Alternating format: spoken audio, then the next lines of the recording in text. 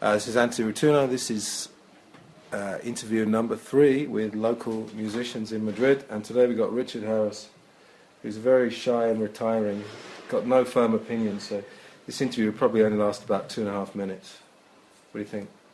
This could go on for hours if you wanted. Let's set the scene, shall we? What date is it today?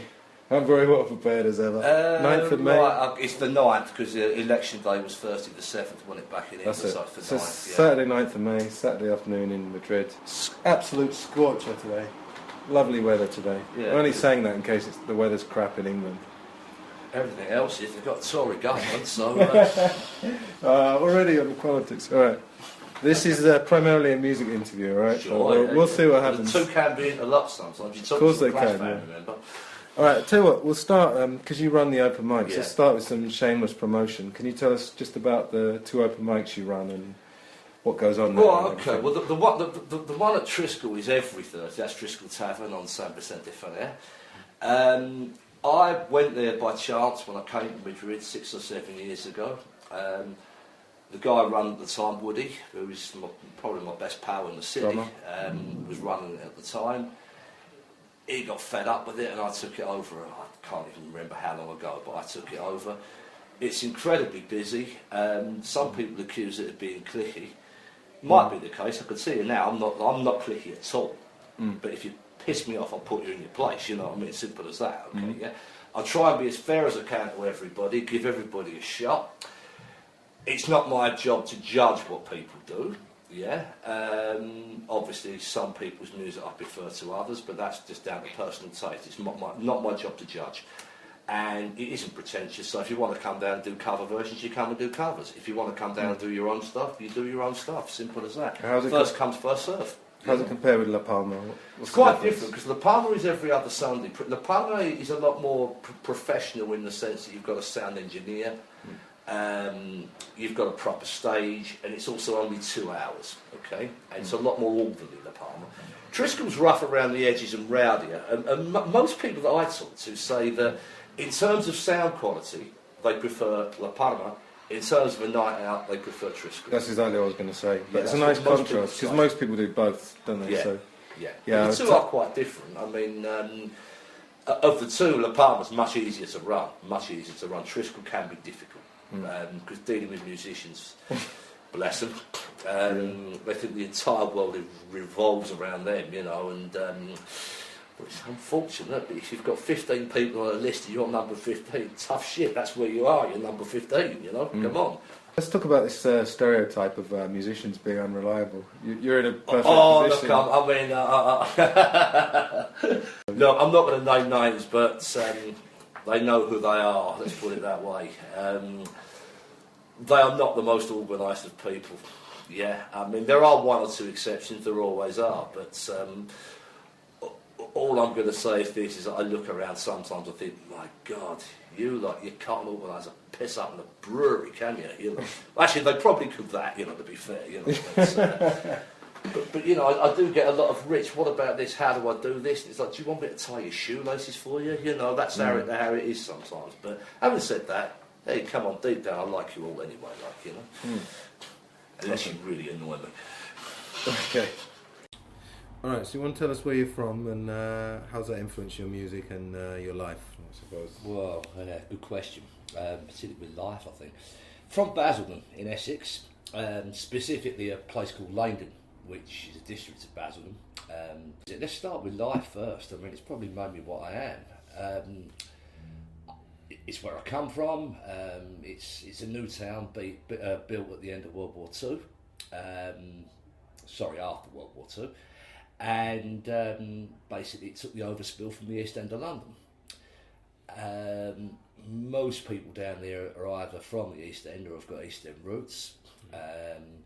We've also got the East End football team, you know, 70 or 80% of us are probably West Ham supporters, myself included. That's about it really, because that's about the only way that I really fit in. I've got the accent, I've got the football team. I just always felt different. Knew I didn't want to hang around there. You know, it's a bit like, you know, like Weller, you know, from the Jam and Away from the Numbers, you know, and he was, I think, about 17, 18 when he wrote the song, where he's sort of commenting about all these sort of like old men who were just sitting at the tables drinking beer and so on, and you know, and I saw that I was really the same.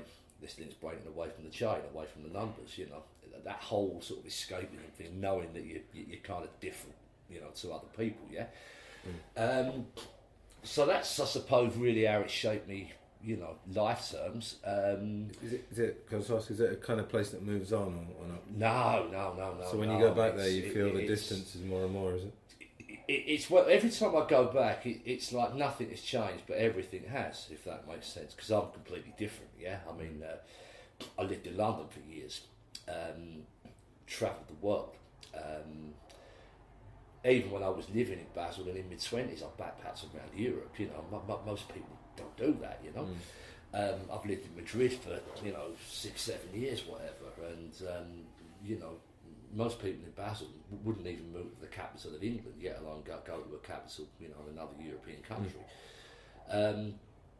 No, I mean, it's architecturally, it's horrible. You know, it's a new town. Most of the new towns are horrible architecturally. I grew up in a very, very nice road.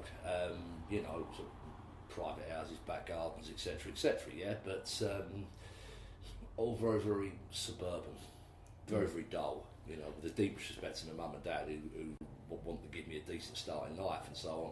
It was just boring, simple as that. And it still is. Safe, I suppose. Yeah, very, very much so. So music was an outlet from a very, very, very early age.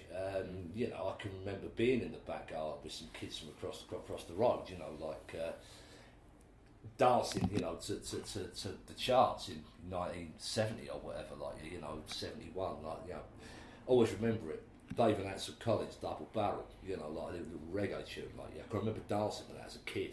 That was number one, and I think Hot Love by T-Rex was number two, or maybe the other way round.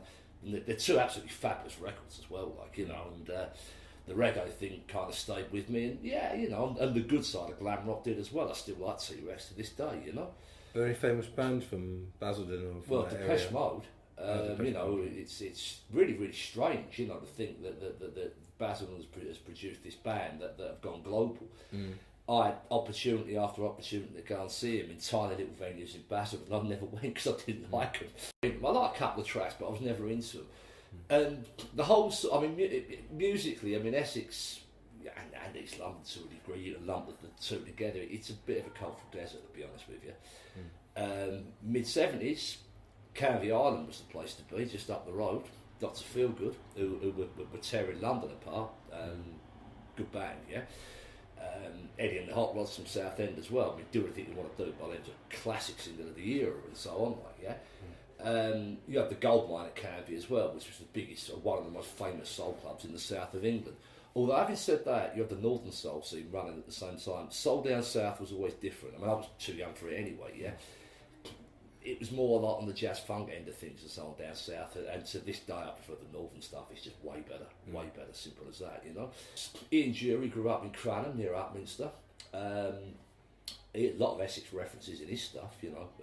Billericay gets a mention, Plastow in the East End gets a mention as well, like, you know. Billy Bragg from Barking, who I'd say I admire as a person more than I actually admire his music. His music's not bad, you know, but it's just the fact that he was from sort of 10-15 miles up the road from me, you know, absolutely rallying against Thatcher in the 80s, and, you know, socialist and West Ham through and through, which is like me, you know. Further back in time, the Small Faces as well, they came from Manor Park. I mean, Itchycote Park itself is about Manor Park, yeah. It's, you know, as I say, this little piece of 60s psychedelia where San Francisco gets transported to a little park on the edge of the East End and the Essex border, you know. Loved them. Little bit later, the Mob Revival, Purple Hearts from Romford, Millions Like Us is a brilliant song.